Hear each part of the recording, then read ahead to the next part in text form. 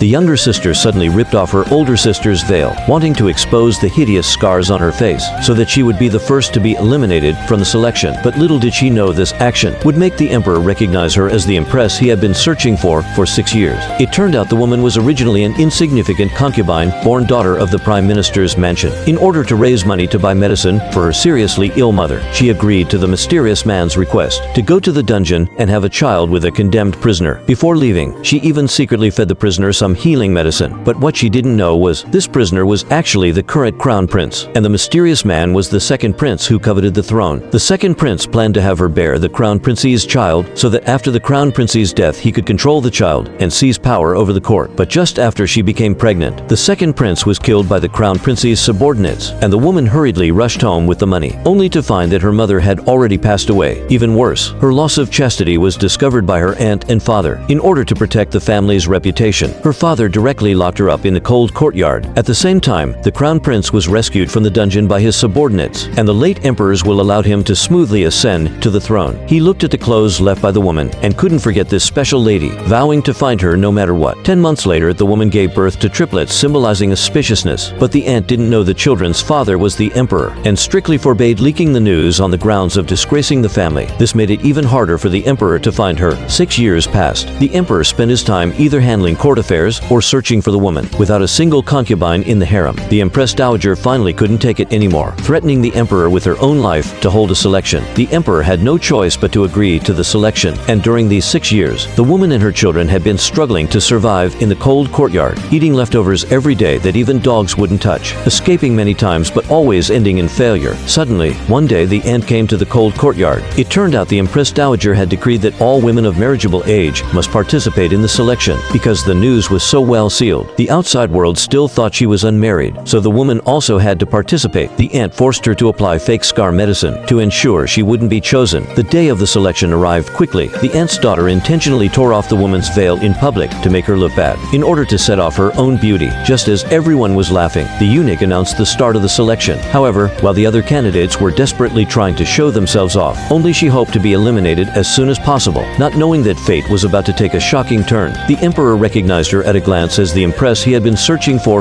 6 years.